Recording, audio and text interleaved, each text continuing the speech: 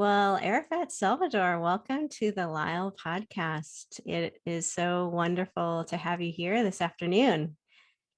Yeah, it's wonderful to see you. It's wonderful to talk to you, and I'm super excited to do this. Yeah, so it's been fun to reconnect with you recently because we've been friends for a number of years, but then Yeah. had a bit of a gap where we weren't in much communication.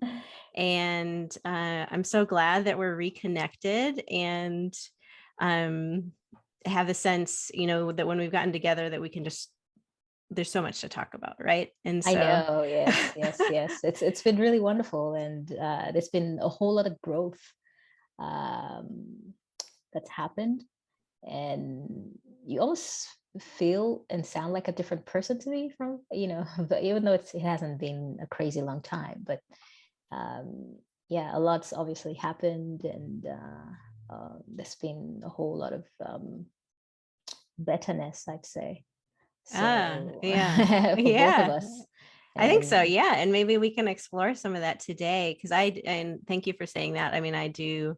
Growth is like an interesting thing, right? Where you can feel like you're doing all this work and changing, but you're not really sure how it's being received by other people, or if right. the what's inside of you is being extroverted, if it's manifesting elsewhere, or if it's because there's different phases. Sometimes there's just changes that are happening inside, but it Hmm. doesn't. Yeah. So I do feel like I've changed a lot, so Yes, yes, so I you have. appreciate that, and I receive that in a positive light. Yeah, it's good. It's wonderful. Yeah. Well, thank you so much for agreeing to be here on the podcast. So this podcast is all about what it means to live your healthiest life, and we'll explore that. And I'm excited to learn from you today your perspective on that. As we just kind of get into it, how would you describe your work and vocation? Ooh, I'm an attorney, Mhm. and I specialize in workers' compensation defense. I work for a staffing agency, I'd say, or a staffing company. And so I have a number of things I have to deal with them, for them, primarily in workers' compensation. So I don't have a particularly interesting work, I'd say. I wish I was an artist of some kind. Yeah, At least yeah. in my dreams, I'm always hoping, oh gosh, I wish I was an artist. Well, actually, I just wrote that down because I was because we've talked about how we're just gonna kind of flow with this conversation and take it how Yeah. it comes. But I just wrote down, I was like, I want to talk to her about photography. Yes. Because you are quite talented in that. So you're saying you wish you were an artist, but there, of course, you have that artistry in you, of course. Yeah, yeah, absolutely. Yeah, I love photography, and I remember even before I started shooting, um, when I would go to the museums and galleries, I always kind of seek out the photography section first. And so it's always been something that's just after my heart and after my soul. So I just really love photography, and I'm so glad that even though I don't get to be a photographer every single day, I get to actually still kind of put out, my photography maybe on Instagram, sharing with friends. And on some occasions, I've actually had the opportunity to travel and even, kind of sell some of my work. So yeah, I love being a photographer as well as an attorney. And I don't actually hate being an attorney. I actually really like being an attorney. I think my perspective or the way I interpret being an attorney is also pretty powerful, and in my own kind of way. So I really do like being an attorney, and I feel like there's so much more to come from me, even in that realm. While I I hope I wish while I wish I was an artist, I also feel like it's doing something like law is pretty important, and I understand the privilege of being able to do that as well. Yeah, when we met a few weeks ago and we're kind of catching up, yeah, you were sharing about just the work that you do, and that you're good at it, and that you're efficient, and that helping people kind of come to resolution of conflicts and problems, and how meaningful that is. So even if you're working on the behalf of a company, that if there's a determination, if the right thing is, to give the funds to that person, that you can help expedite that, and how Right. important that is. Yeah. Absolutely. Yes. Yes. So in that way, in that sense, my work is quite fulfilling. While kind of lawyer is, it's adversarial in many ways. It doesn't necessarily have to be in practice. It doesn't have to be that every second of your practice. Yes, you must advocate for your client, but at the same time, there's always a middle ground where you're able to do the right thing and also being able to kind of protect your client at the same time. There's always that middle ground, and that's where I always seek to be, while doing what I do. Yeah. What is that touching on what drew you to be an attorney? I didn't even think that, sort of outside of practice, you might think a lot about the adversarial side of things, because in law school, you have this sort of moot um, courts, like a pretend court where, you practice advocacy and presenting your case and arguing your case in front of a judge, quote unquote. Um, because of that, you don't necessarily completely see what the picture can be like in practice. So I was actually, for very many years after I, graduated law school, I really didn't practice law at all. I just didn't feel like it was something that was for me, but it really was for me. It just wasn't. Hmm. Maybe I couldn't see how one could be fulfilled doing something like that, kind of arguing all day and being adversarial every second. But practicing law, I realized much later that practicing law didn't need to be like that. Yes, there might be moments where you do have to zealously advocate for your client, and you do that in every way. But at the same time, you know, be negotiating, settlement, negotiating things. It means that you're seeking to hear the other side, and also kind of being able to put yourself in other people's shoes while you're still able to zealously, like, advocate for your client. It takes a little special, like, kind of balancing, and I feel like I have that, and just as I grow as an attorney, I feel like I'm going to continue to master that, and being able to find the balance between um, ensuring that I, kind of save this company money, but also understanding that there's just people at the very end of all of these things. Mm-hmm. Hmm. Yeah. When we first met, I don't, you were an attorney at the time, but you didn't really lead with that. Like, I didn't know that, which is very interesting, especially in a culture, because we met here in Los Angeles, that's usually like the first thing is like, oh, what do you do? It's all very like, what do you, and that's even a bit how I lead off this conversation, and not because like our work or how we make money is where our value comes from, but when we think vocation, kind of like what do we want our life to be about? But that was an interesting thing to me, that because it seems to me that you have an essence where you didn't need to identify with that, to present Actually, yourself. yes, And that's yeah. right. Yeah, that's very true, actually. And it is actually, I didn't realize that I was doing that, but also I do think about that. So it's interesting that you felt that, at least. Because it's slightly conscious but unconscious at the same time. Hmm. Because I didn't think it was, while components of it might be central to who I am, the profession in itself, I would, if I did exactly what I do and I was a carpenter, I'd be happy at the same time. So Hmm. it just Hmm. wasn't, and it's still, and I'm still learning that daily, because I know sometimes in the moments that I'm a little insecure or something, I may just kind of be like, oh, I'm an attorney or something like that. It might, Hmm. but Hmm. that really just come from maybe an insecurity more than anything. And so I have to consciously kind of remind myself, like, even without this sort of profession that I have, um, I just am, and I'm, Hmm. and and that's kind of important to me. And so consciously, sometimes I try not to necessarily lead with, I'm this or I'm that.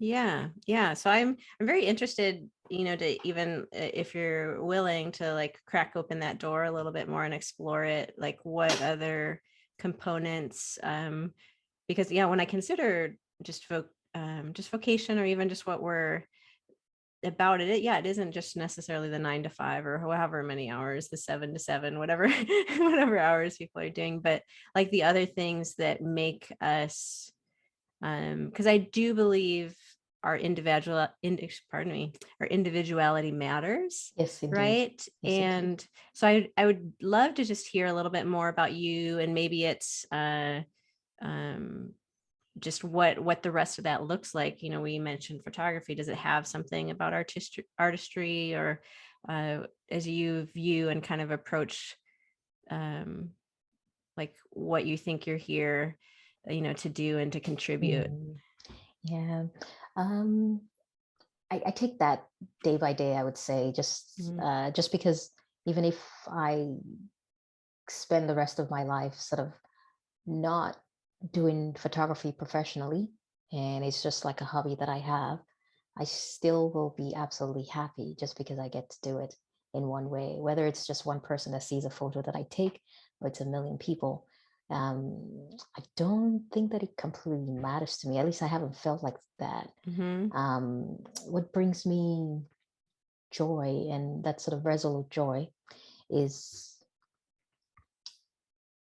just being and being well Mhm. daily, Mhm. and making each day count, not in the sort of hustling or producing or of anything, just having like a fulfilled day, whether that's just having a good day with my daughter or my husband or with a friend. Mhm. I think that's just where I'm at. I don't need a whole lot. I don't need Mhm. uh, a million people to see my photos, and neither do I need to be a high powered attorney. I just want to be, if that means, if everything that I do daily takes me to be some sort of super high powered attorney, that's wonderful. If that takes me to be, you know, uh, a famous photographer, that's wonderful too. But uh, I'm just content. Yeah. Yeah. Yeah. And so I Yeah. seek that contentment like Mm. more than anything else. Well, that's a wonderful segue. So the next question we've framed things here on the Live podcast is, what do you think it means to live your healthiest life? I think you're tapping into that right there. Yeah. Ooh. Healthiest life, I would say. And I had a chance to think just maybe for like 5 minutes about this, because you sent me a few of the questions that you're going to explore in this podcast today. I thought about it for like 5 minutes, and the first thing that came to my mind was, you know, having a healthy body Mm. and having a healthy mind and having a healthy soul. Mm. And I feel like each of those components have to be in sort of alignment, Mhm. to be in your healthiest, at your healthiest. Um, Mhm.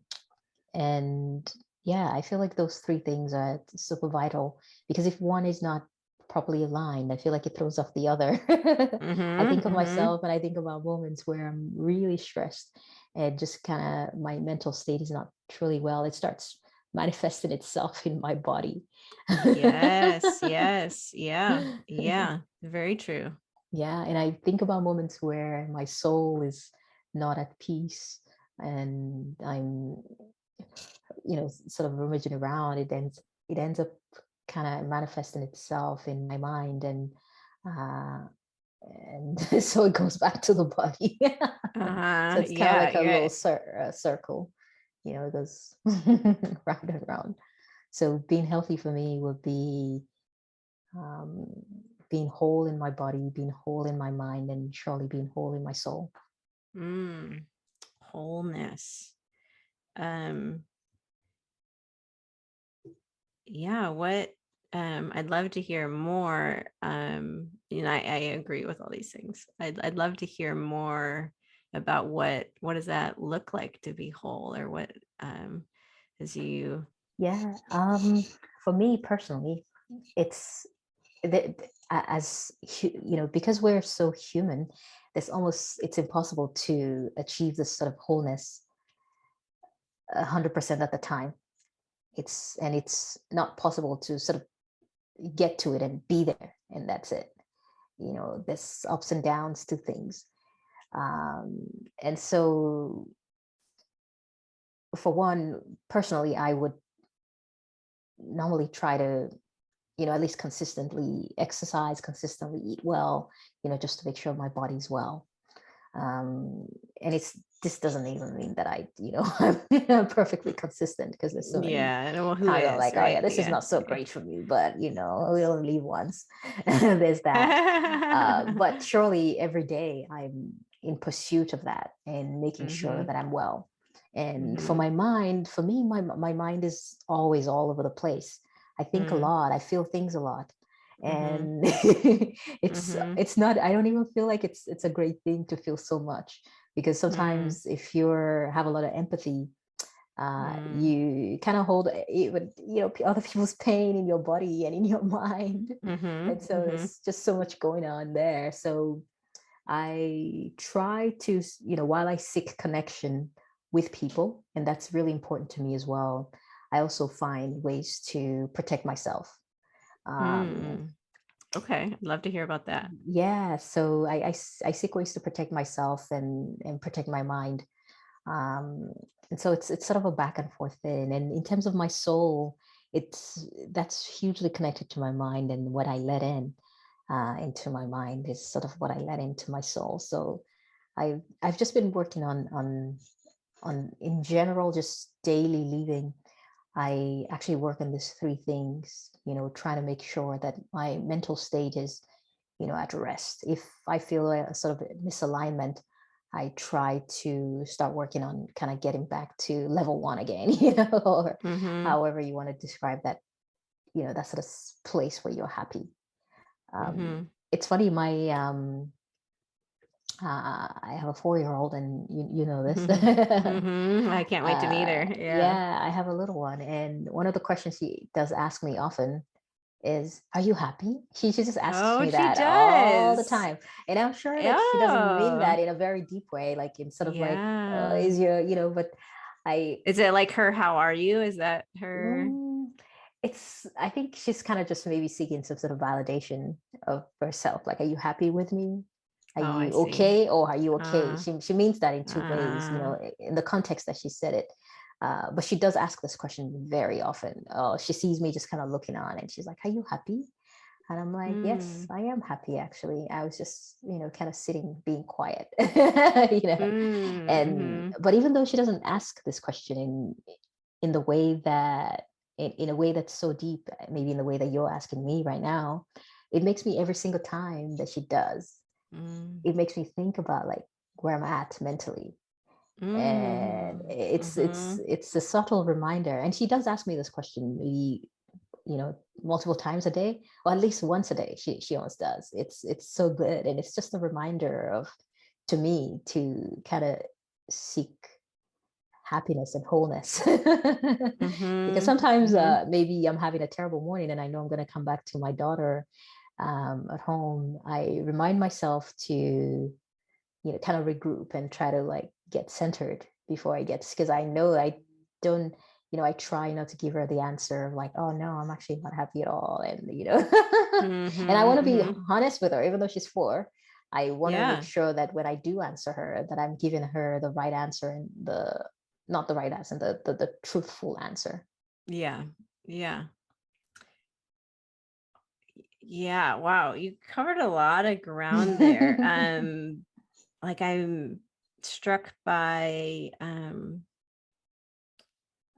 it's interesting to me and important. I think that's why it's interesting, I think, to me, is what you're saying about like this intensity of feeling and taking in your environment, so taking in other people and the impact that that has, on you.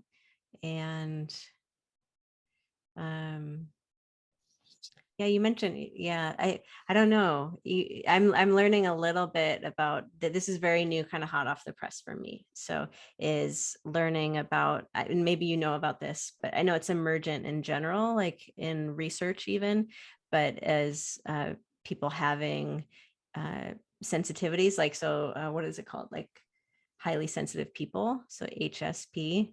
Um, and I don't know if you identify that way, but as I learn about it, I as I learn about it, I'm like, that sounds like me, that there is a sensitivity to things. And I think it can feel bad, but more because it feels hard and because people don't understand that if they're looking around and, we're expected to act a certain way. But there's a lot of gifts, right, in being sensitive and Yes, yes, being, indeed. because it's just like an antenna, right? That's just more that you pick up things that other people aren't picking up. Mm. And so there's a consequence in that, in terms of maybe you need to just be for a little bit, and maybe your daughter's picking up on that. And so and Yeah, maybe I maybe she is that same way too, right? That she's like, oh, how's mom? I'm gonna check in, because how mom's doing really impacts me, right? Mm, And my sense of self and well-being. mm. I'll just pause there. There's not really a question in there. And if you don't want to say anything about that, that's fine. But I think the No, question is really about, yeah, is that a bad thing, or or is is it a it in good some way thing? like a superpower? Yeah. I think it's a wonderful thing. I don't think it a bad thing. Yes, sometimes it might make you quite vulnerable Mm-hmm. to feeling hurt, feeling Yeah. pain. Yeah. Um, but I don't see it as a bad thing. Yeah, Yeah. there's no doubt that you tend to then carry a lot of mental weight. But if you, as you become better, and just being that sensitive anyway, probably helps you have that sense of, okay, I need to seek wellness. I need to seek, Mm-hmm. being better. And having that sort of sensitivity also kind of draws you towards goodness too, Yeah. and betterness. There's no doubt that it does that. And because of that, while your mind might be pulling you in one direction, um, you're also able to pull yourself in the other direction, because you seek betterness when you're that sensitive, when you know what's good, when you know what's good for people around you, when you know what's good for yourself, when you're attuned to that. So I don't see it as a weakness whatsoever. Mm-hmm. um as I become older, I feel more grounded in myself. Mm-hmm. And as I become older, and as I have more experiences with people, I find new ways and better ways to treat people. I find new ways and better ways to treat myself. I have a lot more Mm-hmm. grace for myself. I Mm-hmm. understand humans better. I understand what maybe Mm-hmm. drives us. I understand, better when it comes to like the impact of our childhood, the impact of our culture, and the impact of so many things on our world, on the people around us. And so because of that, you gain a level of just understanding that helps you kind of stay a little more balanced, so that you're not Mm-hmm. constantly just carrying around the weight of people's pain. You're Mm-hmm. understanding that while it's important to feel those things, and that's what drives you to action, that's what drives you to, caring for other people is what drives you Mm-hmm. to action. Mm-hmm. You also understand that it's okay to kind of find joy. It's okay to not only find joy, to even revel in it, Mm-hmm. well, because Mm-hmm. all of these things will be happening at the same time. But it's absolutely okay to find joy for yourself, and revel in that joy. Yeah. And so Mm-hmm. I think that's Yeah. what keeps me sort of balanced, and not just holding on the weight of the entire world, which I almost cannot even affect half of them. I don't have Mm-hmm. the kind of money to do it. I don't have the sort of political power. I don't have anything per se. But in a small corner of the world that, I call home, I can seek betterness in that space. And so yeah, I think it's not a terrible thing at all. It's wonderful. Yeah, agreed. I love like that word of reveling and reveling in joy. Hmm. Are there things that you feel comfortable sharing that because that's for me like a practice that I'm like play is something that I want to do this year. Like I want to increase, and it's not just going to be for this year, but I want to increase that in my life. And, you know, I hope the side effect is, more laugh lines, more smile lines as I do that. Are there ways that you, and it might, and because it can look so many things. I'm just saying play, but it can be, I go into beautiful places like nature, right? And that Yeah. can bring on a profound sense of joy, and I can just revel in that, or laying in a grass field or watching a sunset, or maybe like with your daughter, like is there anything that you Yeah, so many things. I'm so intentional about just, finding joy and goodness. And so, yeah, spending time with my daughter definitely is very, important to me. And I love that. I love, kind of seeing things from the eyes of a child. mm, I love travel, even though I know the pandemic hasn't allowed us to do a whole lot of that. But seeing places, so I've made sure to, even if it means like the local trips here in California, I've been able to do that. Kind of, reading, watching TV and just watching a good mhm, show or TV and binge watching something, that's good. mhm, mhm, It does bring mhm. me joy. And so yeah, I'm pretty intentional about that, I must say. And connecting with people, I love people. Mhm, That's mhm. also hard for me to say because I know that, sometimes you seek connection with people, and in that connection, you might then experience some sort of pain. But yes, it's Yeah. still something that brings Yeah. me joy, and I'm intentional about spending time with friends, kind of scheduling, a day to just kind of chat with a friend, and, yeah. Yeah. Those are great. And I think that is um I think so. I think certain personalities are drawn more to that, right? To like, seeking out joy or pleasure. But I think there's certain personalities and just like I think societal or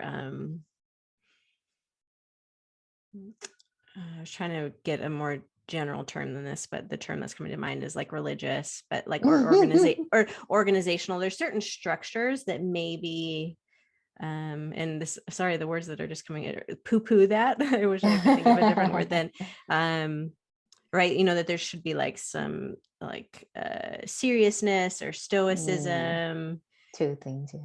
Yeah, so I appreciate you sharing that because and I think joy is also different than necessarily just pleasure seeking, or because Mm, sometimes we can do things that give like a short-term pleasure that has negative long-term consequences, yes, right? yes, indeed. And Yeah. I think we see that a lot in our society, like Right. going to Vegas or something like that, what happens here stays here, like things that it's like, yeah, that was fun, but I don't really want to talk about it because that's, uh wasn't particularly additive, to the Hmm. world and what's happening. Right, right, right. Do you have any thoughts about maybe like the difference between those?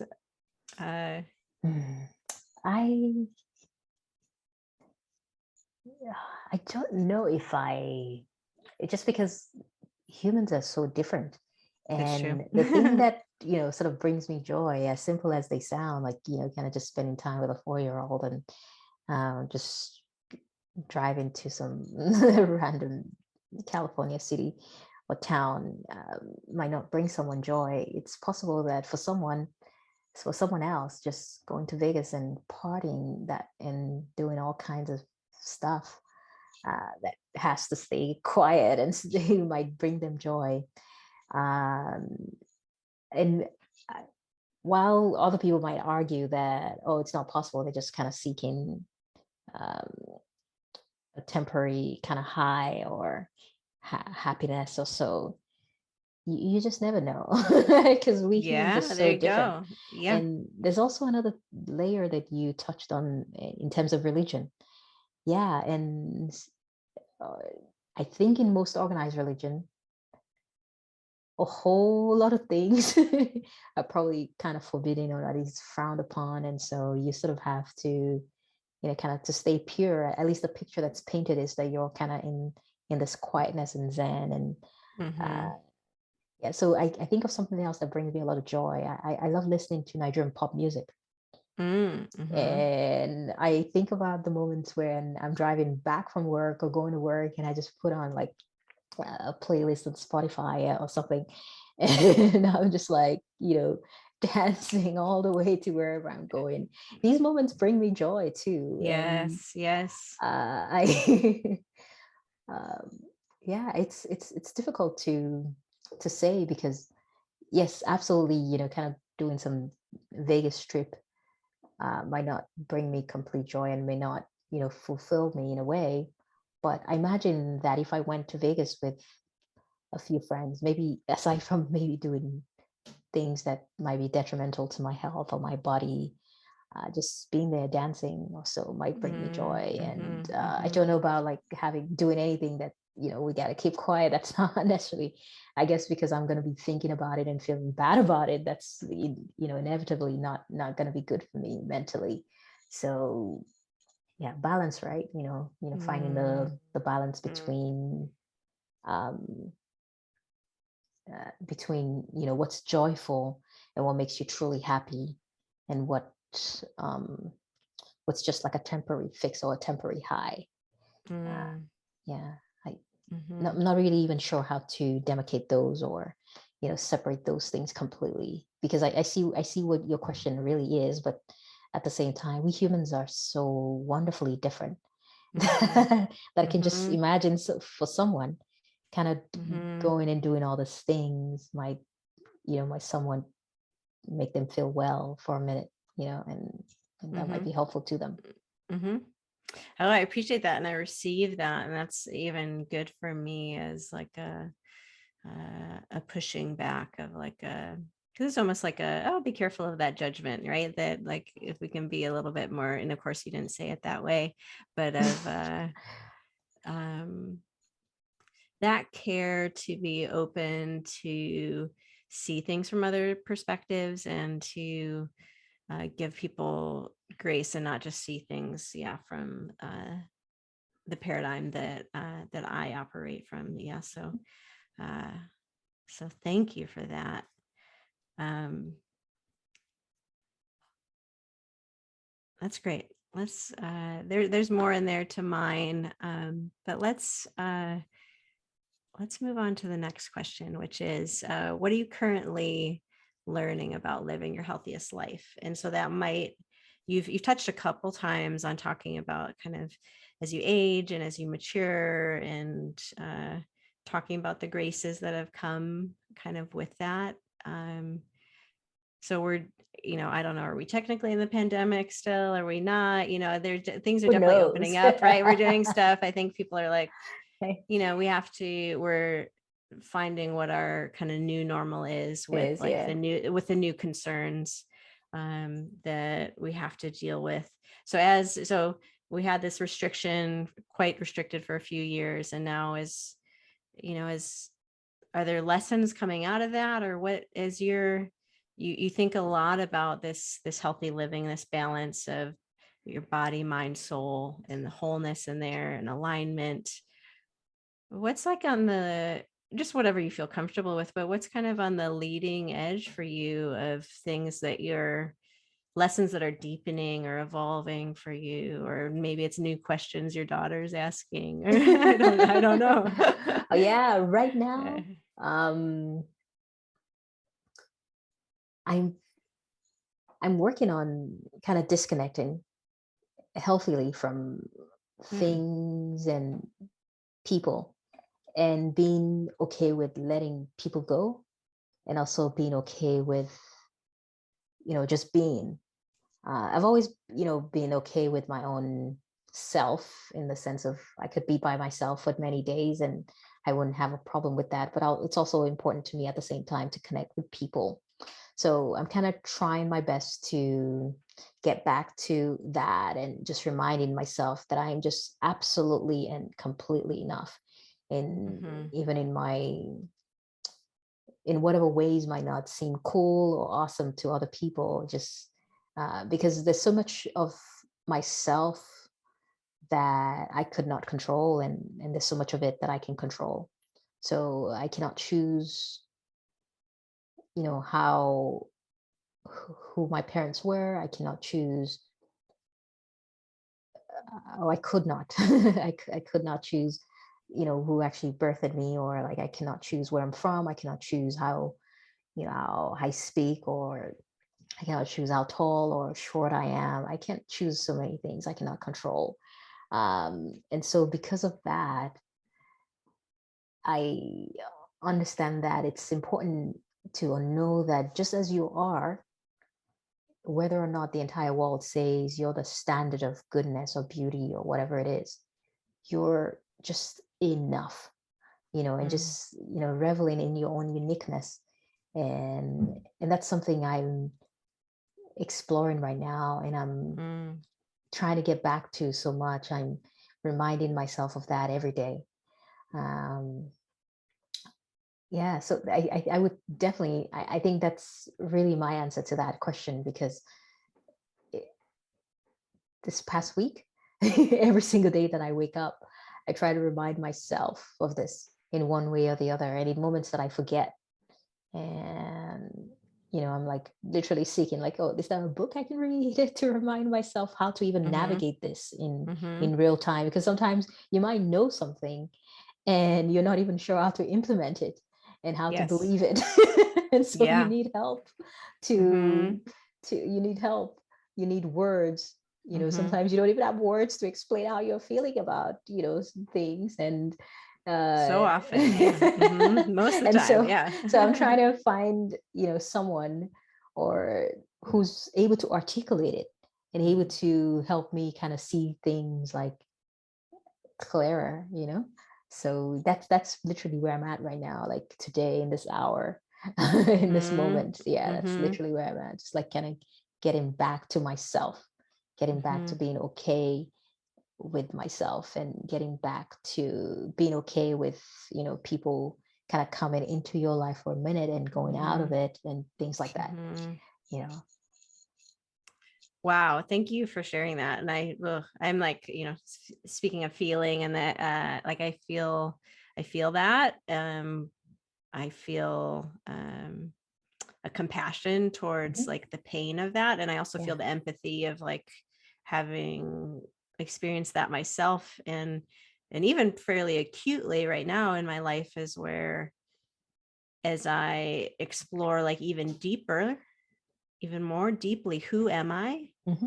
And with more permission and more freedom than I've ever given myself, that there is a letting go. And part of that letting go is, right, it's just an uncertainty of, Mm. is this is this relationship going to be gone, and like we'll live kind of peripheral lives, and we will have had that common history? Or is this, a thing where there's a space and it'll come back? Or um yeah, there's so much of that. And I just, speaking of not having words to articulate it, I feel like I'm exemplifying that right now of how do Mhm. you uh, how do you describe the depth of the deep emotion? Because like you're talking about, and I believe that we're profoundly designed, our deepest need is for love and connection. And so as we pursue that, and you kind of mentioned that, like in being connected or seeking connection, you're seeking risk, right? Or you're maybe not seeking risk, but you're having to accept risk. Yes. uh, either. And I think when we're younger, maybe, I don't know, it probably depends how your personality and how your brain works. So you're either aware of that risk or not aware of that risk, right? Like for some people, maybe they just go into something and they don't know, oh, my Yeah. heart could be broken, or I could be devastated. And then some people, and maybe a little bit more how I tend to, is I observe people and I'm like, oh my gosh, people's heart get broken. Okay, that could happen to me, and then, and like even as a small child, it was hard for me to like call and invite friends to do something, because if they say no, that was like devastating to me, even though they could just be busy. But to me, you're just like shooting me down, right? It Yes, was always yes. much more easier with like a neighborhood friend where it's more casual. You just run across the street or you see each other out and you like want to play, but to like Find make, safety. yeah, to make a like discreet call to somebody, like I can remember like a classmate of mine, Zoe, like this is probably, I'm like third grade. I'm just like so nervous to like call. And I think that's like continued into my adulthood, right? Like, because those things of our childhood Yeah, don't just go they away, they right? Like don't. our Yeah, our they don't. tendencies, and maybe they get masked or suppressed, or we can kind of avoid them. But I think Mhm. there's still that, for me, even like a barrier to connection sometimes, because there can be even an acute pain of like trying to schedule something. Mhm. Yeah, Let yeah. alone when you've been in a relationship and had all sorts of experiences and intimacy, and then to have that evolve and change, and you can choose to cling to that, and then but there's also a suffering in clinging to something that's naturally, uh, maybe the invitation is more to a spaciousness, to that you wouldn't be quite so intimate, that there would be a spaciousness to allow other things and other connections to happen. To So, happen, yeah. mhm, Yeah, yeah. it's just, yeah, being human is so hard, right? It is Mhm, hard. mhm, mhm, And at a point in your adulthood, you sort of come to the realization that you are not likely gonna be, say, I'm trying to think about someone really famous. mhm, You're not gonna be like this famous person. You're not gonna be, and the reason I use the example of a famous person or like a super wealthy person is because for those people, they for them they probably experience a lot of hurt anyway, mhm, because sometimes people are trying to come towards them mhm, because everyone's seeking them out. For one, it's tough mhm. for them to know who's really genuine and Yeah. who's really for them rather than who's trying to Mhm, take from them. So we, as just regular everyday people, and God help you, you're not like, um, you don't have a lot of money, and so, or whatever it is, people are not flocking towards you in that way. In building your connection, you likely will have to seek people out if you desire that. And I believe wholeheartedly mhm, that mhm. we all desire connection with other humans. We all want to be loved. We want to receive love, and a lot of times we probably want to give love too, and have it Mhm, be received well. um, because of that, we have to take risks. We have to, mhm. and I cannot even imagine being a super famous person as well. How do you even, you know, navigate that? How do you know who's for you? And then you navigate it in different, while people are flocking to you and literally rolling out the red carpet for you when you're coming somewhere. At the same time, you're probably seeking genuine relationships, and so that's also risky. Even as much as it might be easier because people are coming towards them and wanting the connection with them. But for you or me, I would consider just regular everyday people. um, the way we're seeking connection is a little different. We have to be kind of intentional about it. Mhm. And even in that, there's a whole lot of risk because the person that we maybe chosen say, hey, I'd like to be friends with a person, may not choose you in the same way, or may not even value your friendship Yes. exactly the same way. And that's Yeah. always tough. Or the situation where you've had many years of friendship, many years of a relationship with someone, and then it's transitioning into something different. Mhm. Who, how does that brain even wrap around something like that? Because we might be holding on real tight, Mm-hmm. rather, and the other party's like, kind of letting go, or the relationship in itself just changes, and you're all in different phases of your Mm-hmm. lives. And so because of that, and that's why I speak about like letting go. That's really Yeah. what I'm speaking of, in particular, those sort of relationships that evolve or and change, and people maybe feel like, oh yeah, I don't necessarily have value for this person, or I don't need this person in my life, or at least they act that way. And so you're trying to figure out like, how do you navigate that? Or sometimes you internalize it as maybe something wrong with you too, and that's also tough. Mm-hmm. And so Mm-hmm. you have to make sure, or personally I have to make sure that I'm not internalizing it, so because we as humans, we see things the way we want to see it. We see things from the lens of our own experience. We even look at people from the lens of our experiences. We look at people in the way that we are, more than Mm-hmm. anything else, because really every single one of us is deserving of the very best kind of friendship, is deserving of the best kind of love, is deserving of wholeness and goodness. And it doesn't matter whether or not someone sees that.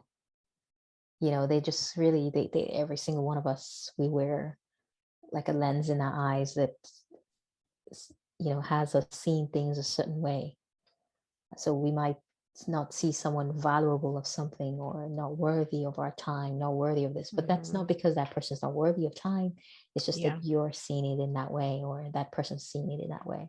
Mm-hmm. And I'm hoping that I'm communicating, because I'm saying a lot, and I'm just hoping that You are, and I'm just receiving it. And whoever listens to this will just receive it as a gift, because I think it's so helpful to talk about this, and we don't, because I think it is so common, or it's just a part of the human experience, right? But we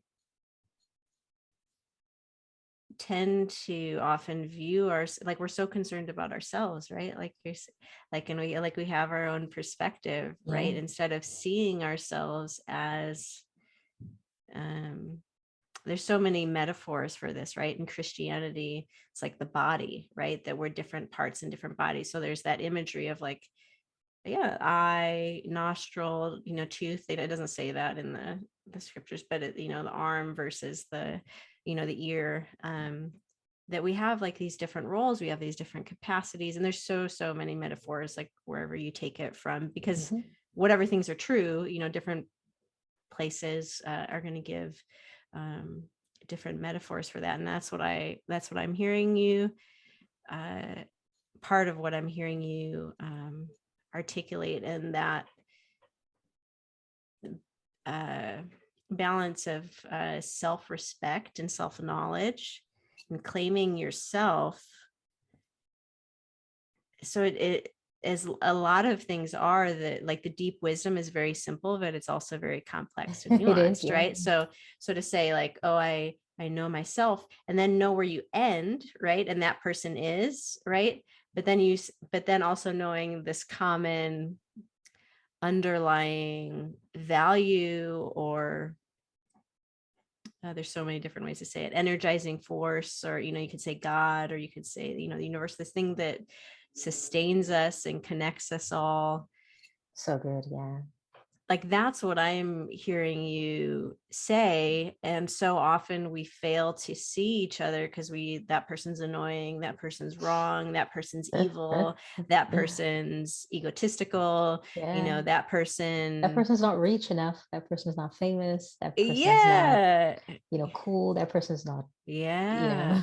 it's not pretty. Yes. It's not handsome. Yeah. Whatever it is, Whatever it is, the we things that, yeah, separate us, yeah, how somebody speaks, how, where they right. live, like geographically within the same state or country, or uh like in Wisconsin, we have, I'm not going to say it on the podcast, but there's like an acronym that's got some swear words in it, of like that we think of about people that live across the border in Illinois. I grew up 6 miles from Illinois. And it wasn't just because of them, it was mostly how they drove on the road. But you had like this acronym to be like, oh, those people. Those people. And people, when I meet people from Illinois, like I'm like, do you know? And they don't know that we refer to them like this. And they haven't told me that there's another way. They probably just think, people from Wisconsin are a little bit more like, they wouldn't say this exactly, but like hillbillies or something like that, like kind of country folk. So they don't bother to, to even have like this thing. But yeah, like this whole kind of othering. So you talk about the glasses, like our perspective. Mm-hmm. I think there's also a component of, and I think this is I am sensing that we're both on this journey of shedding layers that keep us from showing our real self. So another part of me, if I can share, when I was young, like Please as a teenager. So this is just like, like, oh, look at like a little spotlight into part of Elle. Like I was so happy. I don't have any kids and I don't know if I'll like adopt or how this will happen. But when I was in high school, thinking about my future life, I like couldn't wait to be grandma, because grandma just gets to wear like the polyester, whatever. And that, and just, I was like, I can't wait. I'm going to wear like plaid with like paisley with like, and I'm just going to say whatever. And people will just be like, oh, that's grandma. Like as a teenager, I longed for that, just to be able to express myself and be myself. And then, you go through your 20s and your 30s, and all this time you're just trying to be like cool and like fit in. And now I think we're on the arc of like realizing that doesn't satisfy, that doesn't bring the joy that you're talking about. Because joy is like a more sustaining thing. There's going to be moments of it. It's not a constant. Joy isn't just like a constant emotion, but it is like a thing as you practice, as you have like these disciplines, as you change like how you view the world, as you like shed these layers, like you can be in the more this state of grace and joy. But so I feel like that's kind of what's happening now as I'm in middle age, is like shedding these layers. And it's like, okay, it's time to like, why wasn't I a grandma, like in my 20s? Like, why couldn't I just, and I think we try to, in whatever way we can muster, but maybe there's like a little bit more strength and resolve and wisdom that's happening as we age. Yeah, absolutely. Yeah, it's good. I like kind of hearing about you wanting to be a grandma. I love that. I think that's cool. Yeah, I think that's actually really cool. yeah. It wasn't even about like having grandkids and like that stuff. Like it was just like being, just for myself, like of how but actually, I mean, there's more things you could say about grandparents, because it seems like they do just can love even more than parents can, right? Yeah, grandparents are wonderful. Yeah, because they just don't have that connection and that intertwined like identity as much like as parents have. But anyway, that's a whole nother whole other thing. Yeah, I get to experience how a grandparent can feel for their child, for their grandchildren, from my mother, how she is with my daughter, or my husband's parents and how they are with my daughter. And it's quite wonderful. I'm excited to be a grandparent one day, I hope. Yeah, it's like a special thing. Yeah, so that's added onto my list now. At first it was about me, but now it's just like, because there is something that seems very special about that love, just to be able to shower attention, affection, doting, and that's what love should be, without expecting something in return. Yeah. Just to really like delight in somebody's presence. And I think and that can happen even in romantic relationships, but I think there's a strong struggle and rub with that, right? That we can take people for granted. And, and that's, when we see that in a lot in relationships, and I've certainly experienced that myself. Well, I would love to hear, and like for our listeners, what is something, so from Arafat Salvador's perspective, what is something you wish that people knew more about living their healthiest life? So from your perspective, when you look around and you're like, gosh, like people are suffering and they don't need to be, or if they only did this, or because obviously there's lots of things we could do to There's be so more much. healthy. Yeah. Yeah, but like when you look around, like what's your, yeah. I think um, what I feel like might be helpful to people might be just kind of knowing that they're enough. And that's a message that's tough Mm, to mm-hmm. not only receive, and it's tough to even internalize and put into practice as well. So I feel like if we could just even get that, a lot of kind of chasing after things and after, people, and it almost will not happen. And things might even happen for us more organically. And we will be more at peace in our minds and in our bodies. Um, and I also feel like understanding the connection between the mind and the body as well can, you know, can also do a lot of good for people. Getting understanding how finding wholeness in your mind sort of manifests in your body, and finding wholeness in your body can manifest towards wholeness in your mind in many ways as well. I think that might also, you know, yeah, that might be what's kind of, I feel. I might not be right at all about this, but that's what I feel about everything that's going on around us. Just I feel like half of the problems that we end up facing in the world, and that's created by people, it's because, for one, they're kind of seeking validation here or seeking validation there, or trying to feel more powerful over something, so they're making rules, or that may harm someone else, but it might make them feel better, like, oh yeah, he got this, or my view of the world is now lorded over everyone else now, that sort of thing. And it's almost not recognizing that the individuality of yourself and other people.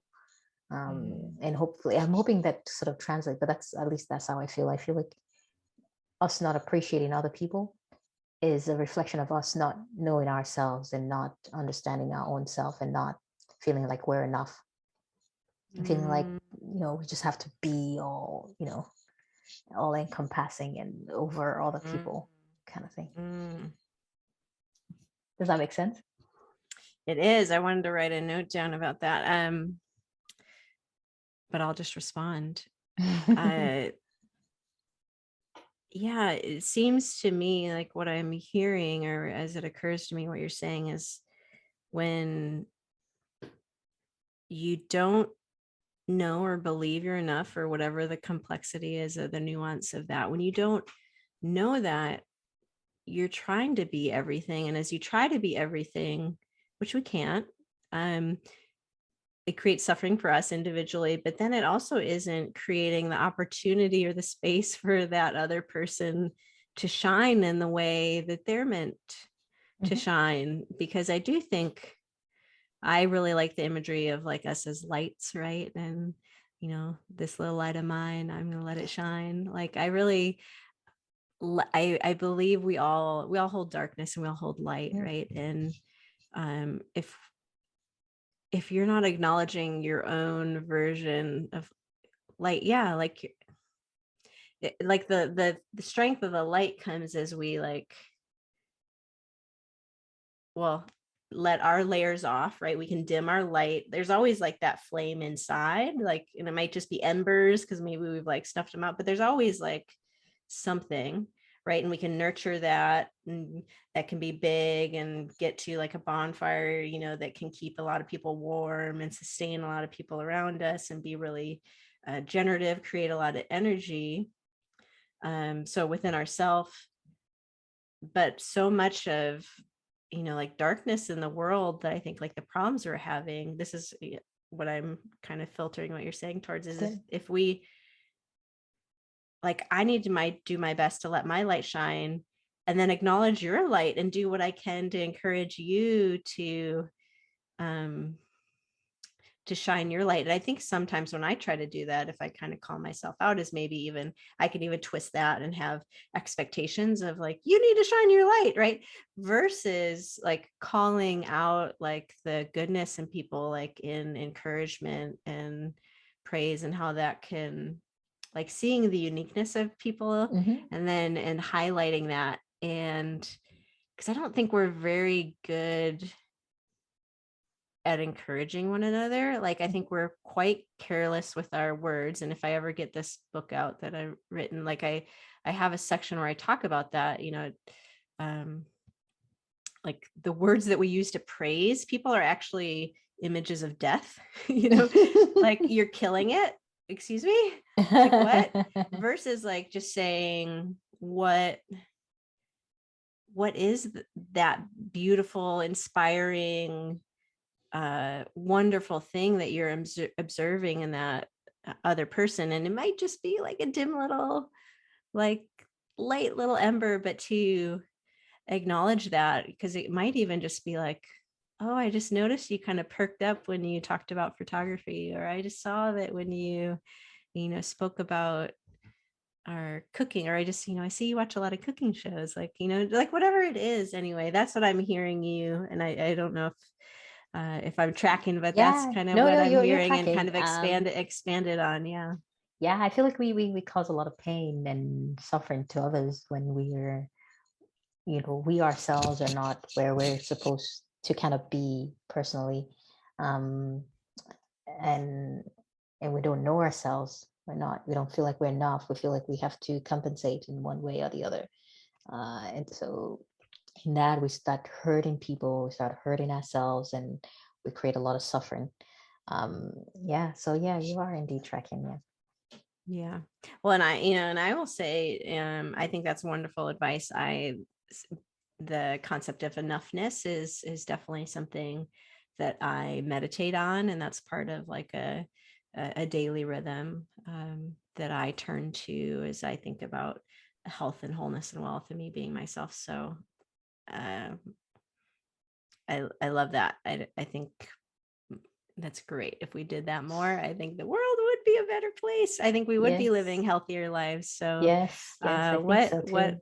what a wonderful invitation and suggestion. So one thing I wanted to say earlier, when you mentioned Nigerian pop, do you have any recommendations that you can rattle off? I can also, you can send me some later and I can put it in the notes for people that might not, with your Nigerian heritage, you can give it a little insight. And because I think, right, as we want to learn from one another and their experiences. So selfishly, for me, if you have some names of who I you feel like like, the or whole we world can, is probably listening to Nigerian pop music right now. so But right maybe now it's I'm just me. listening Yeah. to Burna Boy. I love Burna Uh-huh. Boy, and so I'm listening to his latest album. And there's a new Nigerian artist. I think his name is Ashake, and yeah, I like that artist as well. But he's a new artist. I am not sure what he's gonna put out more, but so far what Okay. he's got, I love it. Yeah, it's sort of upbeat, very upbeat music. Maybe I don't know if you've been listening to Nigerian. Yeah, to be honest, the people that teach me about Nigerian music half the time they're not Nigerians at all. Because I have a friend, she's American, and she would say like, "Oh, have you listened to this?" I'm like, "Oh no, I haven't. I gotta catch up." But it's always cool, like kind of exchanging sounds with her, and it's mostly Nigerian pop music. Yeah, Nigerian music has evolved a lot over the last few years, and uh, it's it's amazing, and what growth can happen out of a lot of people just put in a lot of hard work. And I guess also I think that growth probably happened from Nigerians even rallying around their own music and saying, you know what, this is our stuff and we love it. And just in its authenticity, because they're putting out this pop music, not, well, some of the sounds are being borrowed by other people. And you know how music kind of evolves, and the whole world is also very, we live in an entire global village now, so that whatever sound that you produce and put out there, it's essentially belongs to the world. And so we take from each other's sounds. And so Yes. Nigerian Yeah. music might sound very close to American music sometimes, Uh-huh. and vice versa, and it's all kind of intertwined. And because of this, kind of exchange of culture, and that's happening with sort of the globalization of the world, whether we like it or not, the world is is an entire global village. It's true. And It's yeah, very so true. I'm excited to introduce you to some Nigerian music. You'll be surprised that you probably know them a lot already, because Okay, you're right. great. You just may never have thought Well, about then, them yeah, as being then maybe Nigerian. that. Well, yeah. So there'll be a learning either way, like learning that it's Nigerian artists. Or you said there's a new. And I don't know this, so I need the spelling to even be able to find that. So if you can pass that on to me, I can pass that on to our listeners, whatever you Yes, I'd would love want to that. suggest. And we didn't talk about this ahead of time, but if you're interested in showing any of your photography, there's a few avenues we could do it. You could send me some images, and for those that watch on YouTube, we could kind of embed some of that in there. Oh, okay, that would be awesome. Or if you want, over the internet, if you want to direct people to kind of where they could find some of your images. I'll send you some pictures. That would be cool. Yeah. Okay. That would be a Yeah, lot of fun. I'd love So that. yeah, Arafat Salvador, thank you so much for joining the LYHL podcast today. Yeah, this has been wonderful. Thank you so much for having me. Yeah, thanks everyone for joining. May you see the blessing. Thanks for listening to this episode of the LYHL podcast. If you liked what you heard, you can find me on Instagram at the Elle, as well as YouTube, the internet, www.theelbetrell.com. And that's about it. And back here for our next episode of the podcast.